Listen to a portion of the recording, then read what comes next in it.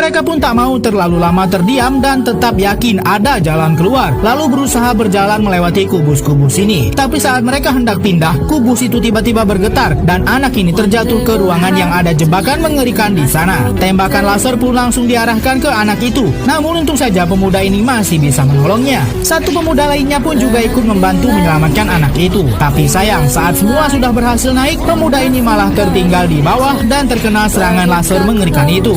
Kehidupannya pun harus berakhir di sini. Tentu saja dengan semua tragedi ini membuat mereka semakin frustasi dan harus cepat mencari jalan keluar. Pria ini pun terus berusaha memecahkan teka-teki angka yang ada di setiap pintu kubus di sini. Pemuda ini menyerang dan menghilangkan nyawa bapak tua ini karena selalu menyalahkan dirinya dalam jebakan ruangan kubus ini. Sementara itu ketiga orang lainnya yang terpisah dari dua orang tadi sudah mulai frustasi sampai anak ini mencoba untuk menjatuhkan dirinya ke kubus yang ada jebakan mengerikannya. Namun untung saja pemuda ini berhasil menangkap anak itu dan menyelamatkannya. Pemuda ini ternyata tak ingin mengulang kesalahan yang sama. Ternyata sebelum berada di sisi kubus ini, mereka masuk ke sebuah kubus yang salah satu sisinya menampilkan masa lalu pemuda ini. Ternyata pemuda ini sempat gagal menyelamatkan adiknya yang ingin loncat dari sebuah gedung. Tampilan ini membuat pemuda ini benar-benar sangat kesal karena masa lalunya yang kelam ditampilkan di sini. Lalu mereka pun berusaha mengabaikan itu semua dan pergi dari kubus ini. Kini pemuda ini sudah membayar kesalahan masa lalunya dengan menyelamatkan anak ini.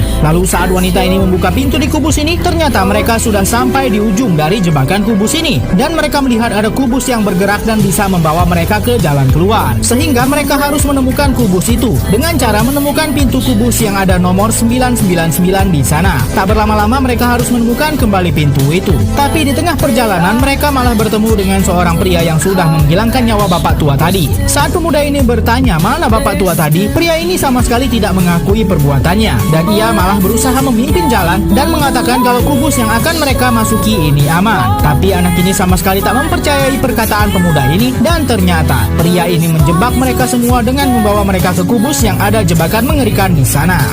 Mereka semua harus segera keluar dari kubus mengerikan itu sebab jalan keluar yang mereka temukan sedikit lagi tertutup. Pemuda ini pun langsung menolong anak ini terlebih dahulu di saat akar besi mengerikan itu terus bermunculan. Pemuda ini pun sudah kehabisan waktu karena kubus yang membawa mereka ke jalan keluar sudah bergerak sangat jauh sekali. Anak ini pun tampak sangat terpukul karena pemuda tadi sudah banyak membantunya. Kubus yang membawa mereka ke jalan keluar sudah berhenti di puncak bangunan kubus ini. Mereka pun segera membuka pintu itu dan tepat sekali di depan mereka ada jalan keluar yang sudah mereka cari-cari.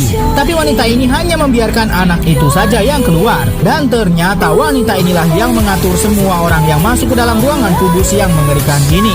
Setelah berhasil memberikan penderitaan kepada 5 orang sebelumnya,